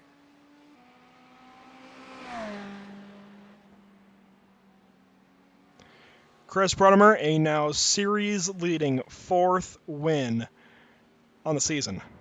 That's actually kind of incredible. Yeah, that's... I don't know. It's just odd to think about. Actually, no, it shouldn't he be at 2? Regardless, Chris Brunnemer, I'm trying to think. I think he's at 2, actually. This should be series tying 3rd. Regardless, Chris Brunnemer, big win this evening, and there's really no battles to call further back. I think the only one we were looking at was Sarah Rabb over Justin Michaela, and Sarah Rabb out of turn 16. Very, very calm gap. She's going to take home 8th place, it looks like, as Justin Michaela will come home and take 9th. James Allen in 10th. And John Whitendorf, boy, he's got to be feeling this evening wearing on him. He leaves the track immediately, gets on out of here. Garrett D'Alessandro, he's going to cross the line. He is going to take 12th position for the number 13 in FTR Esports. Definitely an exciting way to work closer and closer towards the end of our Northwest GT3 Challenge season. Boy, I cannot wait to talk to some of these drivers here momentarily. We've got Chris Brunnemer, Brady Lubenow, James Hansen waiting in the wings. We'll be talking to each of them here momentarily. Do not go anywhere. We've got podium interviews just on the other side of a quick commercial break. Of course, I want to thank everybody for tuning in so far, but make sure you keep tuning in because this will be a nice set of interviews. I, again, cannot wait to hear what Brady and James have to say about those battles earlier on and what Chris has to say about possibly. It's a long shot. Remember, he could still, I think he's still technically in mathematical contention of winning this championship as well, so keep ready for all of that just on the other side.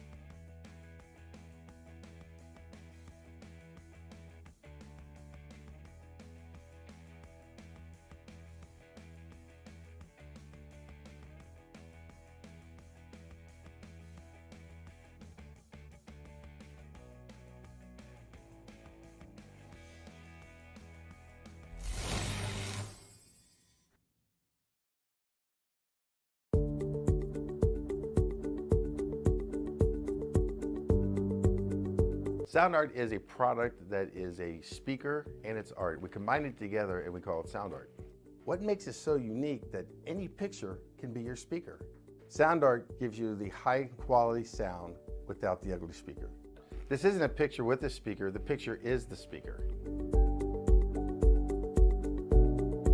Just imagine your wedding picture uploaded onto a canvas and now it's speaking 10,000 tunes. I mean, it's a very cool concept.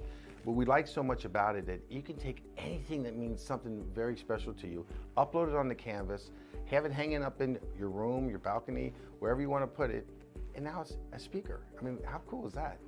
It's something that we have that and no one has. No one has this product. It's just a great gift to give anybody. It's just a neat concept. Around here we say, art never sounded so good.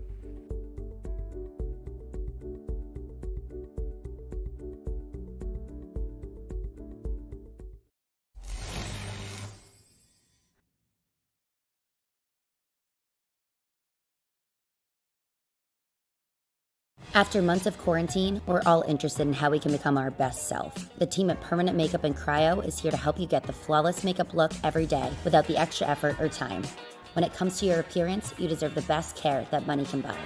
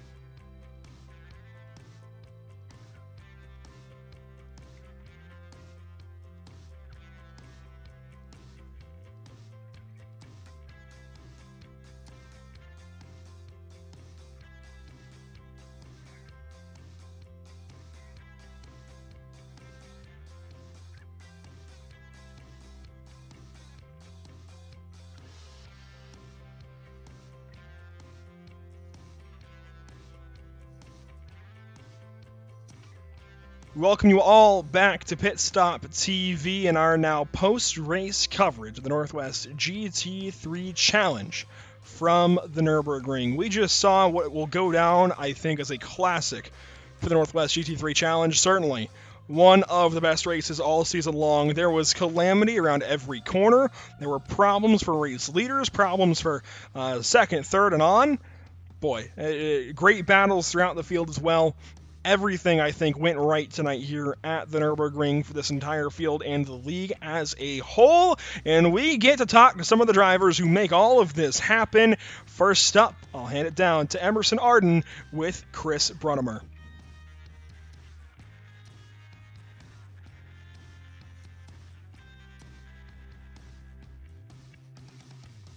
And we're joined with race winner Chris Brunnemer, who it looked like everybody else had their own little moments today, but for you, it looked pretty calm. Right from the start, you opened up an advantage and talked to us about the drive, that it was 60 minutes around the Nürburgring. Yeah, it was kind of boring, I suppose, wasn't it? Yeah, I mean, I got a lot of help from Brady, and Garrett looks like he had a bad race. So there after about 10 laps, it kind of became a just take care of your stuff race for me. So what? I mean, I know the strategy is pretty straightforward, but you gained, I think, about 3 or 4 seconds on Lubenow and company. What could you tell maybe that you did different on strategy, or what did you do strategy-wise that maybe gave you a few extra seconds? It looked like to me, looking at the relative, Brady and Garrett just got to battling and slowed each other up heavily. And that gave me a huge cushion there at the beginning, which I definitely utilized throughout the whole race. I definitely would have needed it. I kind of burned my tires up there at the end. Fair enough. This being a very dominating win, I think you only didn't lead one lap, and that was one lap where other drivers stayed out there in pit cycle. But that being said, it's also your 4th win on the season, and that means that there's no way for you not to have the most wins on the season. Even if Garrett was to win next week, you two would be tied. So what does that mean to you, kind of taking most wins on the season, and how does that set you up for Zolder and looking forward to next season? Yeah, I mean, after like week 3, that's all it became is just go out and win and, you know, have fun. The points were done for at that point. I just lost too many at the beginning. But yeah, Zolder will be interesting. My pit entry, I don't know if you guys saw, was quite eventful this race, but yeah, the Zolder, never raced there, never seen a lap there, so that'll be interesting this coming Monday. Fair enough. And today is the 5th win for Ferrari. Does that kind of hold anything to you, that you and your Ferrari, not necessarily teammates, but Ferrari mates, kind of stuck it to the rest of the grid to this season? Yeah, I think a lot of that's just the fact that a lot of people are running Ferrari. Just quantity of Ferrari drivers is really helping that. There's not a whole lot of Audi drivers left, doesn't seem like. Oh, that's fair enough. But yeah, congratulations on the win. You have anybody to shout out for your dominating performance today? Yeah, shout out to Brady for really giving me that gap. I really appreciate that. All right. Well, congratulations on the 4th win on the season, 5th win for Ferrari, and yeah, best luck to you in next week at Zolder. Thanks, guys. All right, we'll send it over to Andrew, who's standing by with 2nd place finisher Brady Lubenow. And Brady certainly dug deep this afternoon here at the Nurburgring GP. We always got to get those jokes in at some point, buddy. But man, actually, you are credited with giving Chris that big gap at the start, and I think you were certainly pivotal as you go by the Spun Sarah Rab there at the end of here. But certainly an eventful beginning. And just tell us about some of that battle there at the start. Yeah, it was a blast racing Garrett. It was he had a lot of pace, and I was doing my best to keep him behind, and there was like 3 laps there where him and I were losing just 2 seconds a lap to Runnermer.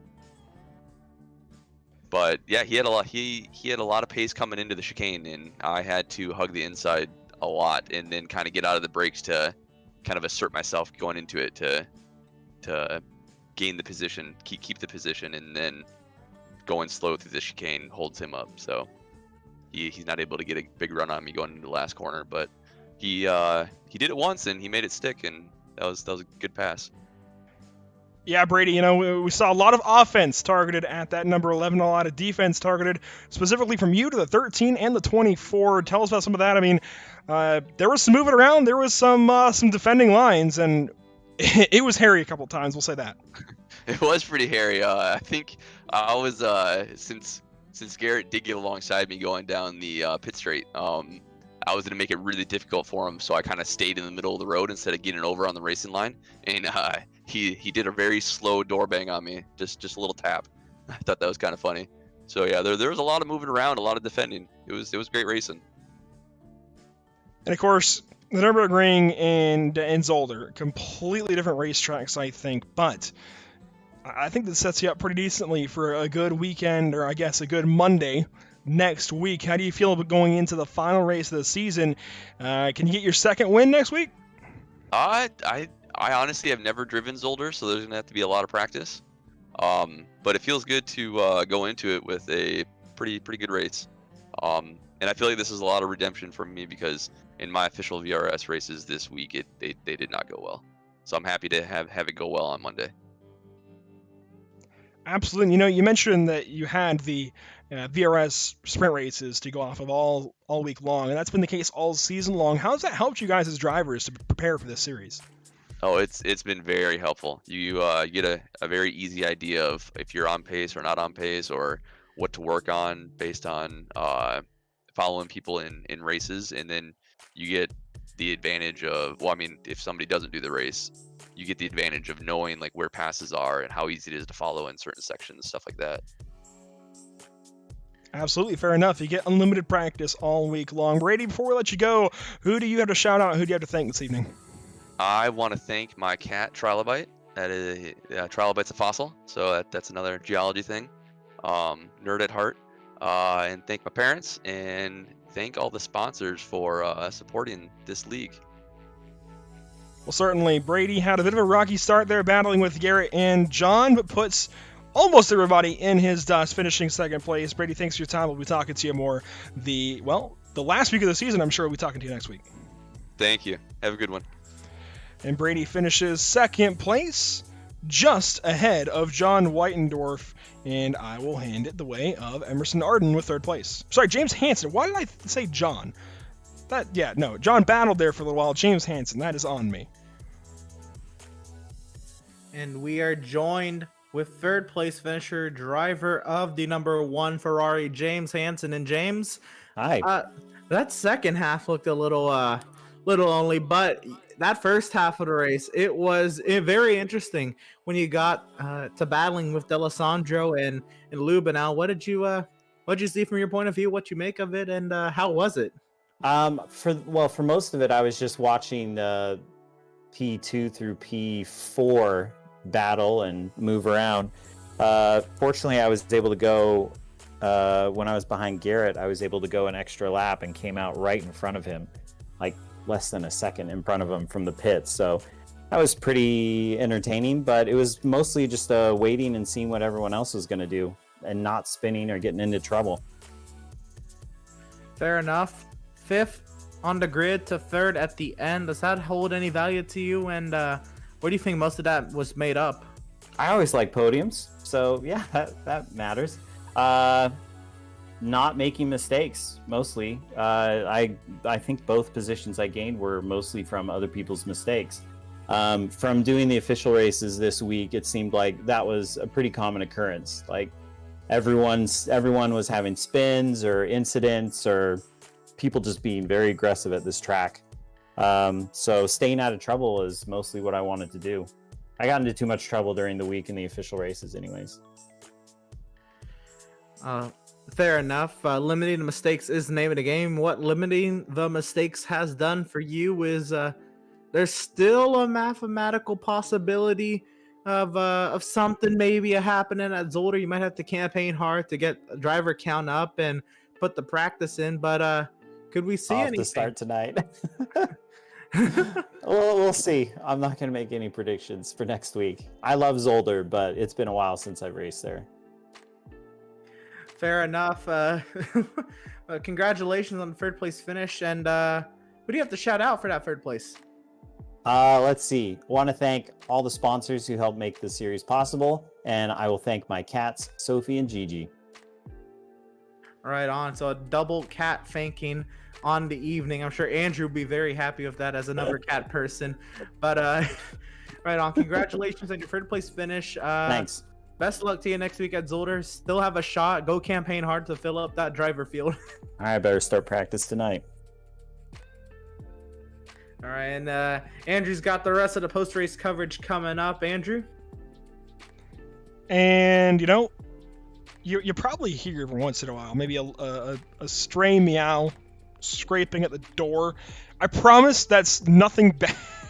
That we all have our pets here at home, and mine decides that he wants to come in pretty much just about only when we're broadcasting.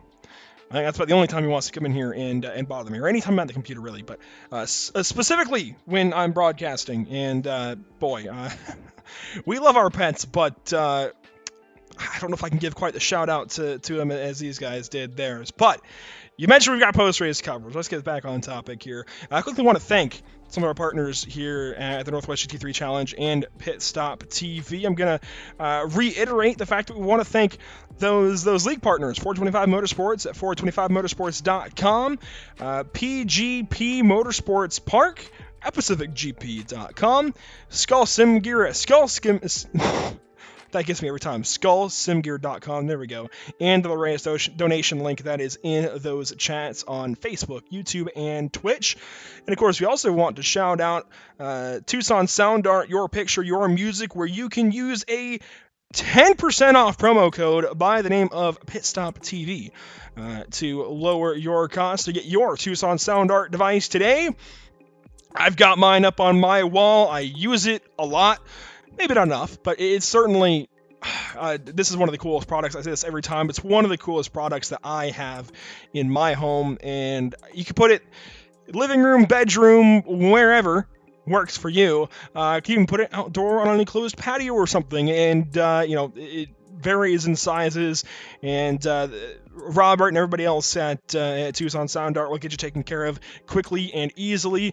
And, well, if you use our promo code PitstopTV at a darn good price as well. So make sure to check them out at TucsonSoundArt.com and also on Facebook and Instagram, actually, at Tucson Sound Art. They're great people. Want to thank them each and every time for their ongoing support here of Pit Stop TV. And of course, we also want to shout out Ashley Bollier, Evan Bollier, and everybody else up at Permanent Makeup and Cryo in Maine, helping us out, making sure we can do what we want to do here at Pit Stop TV, and we want to make sure we shout out them. And again, just like earlier, if nothing else, go check them out on Facebook at Permanent Makeup and Cryo in Maine.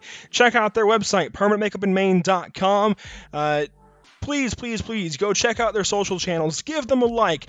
Just boost their traffic in general. Every little bit of that goes such a long ways to help them as a business, as a small business up in the state of Maine. It just helps them out a ton. We also want to shout out, of course, Whiplash Media, our parent organization.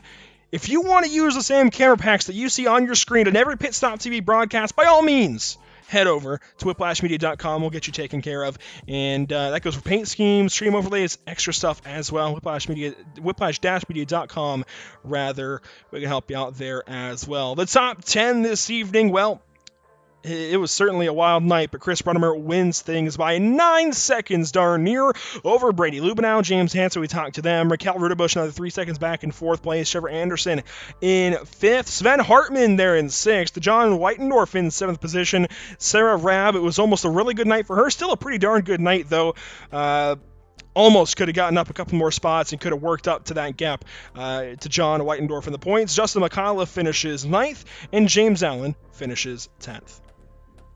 Taking a look at the second page of the results, we have Jackson Lowry, who ended up kind of being on the better end of the battle that was with John McClintock and James Allen.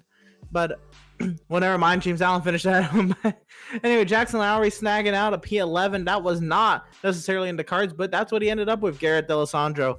Heartbreak and just mistakes and many of issues for Garrett. He'll finish 12th. We'll have Michael Darling, P13. Gavin Cohn comes home into 14th position. John McClintock did get that 15th spot. Alan Roth, I'm sorry he missed out on that top 15. He'll come home 16th. Tyler Campbell making a debut for the McLaren on the season. He'll come home 17th. Randall Ayers, 18th. Bern Osterhag, 19th. And Josh Jabirik comes home in 20th. 5 more cars here on the back end. Jason Frisk, Mick Blue, 1 lap down apiece. Christopher Raftees, he finishes 23rd, 5 laps down. Joey Atterbury, he ends up with problems, 14 laps down. Tom Athey, 18 laps down in dead last this evening. Certainly not what those guys wanted, and certainly things they'll want to improve upon next week at Circuit Zolder. I mentioned Circuit Zolder. It's going to be a wild time next week to finish out this season. Finishing out 1 week early, actually, over the rest of the VRS Sprint Series schedule, but boy, I'll take Zolder over whatever the other track is any day. Zolder is amazing. Very happy that we get to go to Circuit Zolder next week and broadcast, well, virtually from Circuit Zolder. I really look forward to it. It's going to be a pretty good time. Emerson, before we close things out, certainly, again, we're going to keep saying it, a wild time. I think this will go down as one of the better races of the season. What do you have to take away from tonight? I mean, tonight, I compared Sonoma to Nürburgring, and I realized I shouldn't have because it was 2 polar opposites. And I mean, Nürburgring, not only does it have more straightaways than Sonoma, but I mean, the action was jam-packed tonight, and the battles and the difficulty of this track really prompted a lot of drivers to have mistakes, whether they were full spins or little slides that maybe James Hansen had caught and held on to 3rd position. But just an all-around great action-packed hour of sports car racing. I'm entertained. I am satisfied with the race I saw tonight. Absolutely. This is one of, if not the best race on the season. A whole lot of drama through and through. That does conclude our coverage tonight, however, of the Northwest GT3 Challenge at the Nürburgring. We at Pit Stop TV thank you for tuning in and joining us for tonight's action. We hope you enjoyed tonight's broadcast. Have an amazing week and a happy Thanksgiving. Celebrate safely, of course. Pit Stop TV will see you back on air Monday night, 1 week from, well, about 2 minutes ago, with continuing coverage of the BRP iRacing Series and the Northwest GT3 Challenge Series finale from Circuit Zolder. You can catch those at 8 p.m. and 10 p.m. Eastern, respectively. Again, make sure to tune in for both. It can be 2 amazing races. BRP heads to Weedsport in the state of New York, and of course, as I just mentioned, Northwest heads to Circuit Zolder. Also on our docket of action next week, the Bluegrass iRacing Series at Las Vegas Motor Speedway. You'll want to catch that also on Wednesday, next Wednesday. Not this Wednesday, next Wednesday at 8:30 p.m. Eastern Time. Make sure to follow us on Facebook at www.facebook.com/pitstoptv, on Twitter at pitstoptv_, on Twitch at www.twitch.tv/pit_stop_tv, and on YouTube at www.youtube.com/c/pitstoptv1. For all of us here at Pit Stop TV, Emerson Arden with me on the mic, Corey Rexford on social media, and Joseph Griffin, now our Northwest GT3 Challenge Intel expert and just overall MVP. I'm Major Cardinale IV, and we will see you next time. Thank you so much for watching on all of our platforms. Make sure to like, subscribe, follow, whatever it may be, and we will see you next time.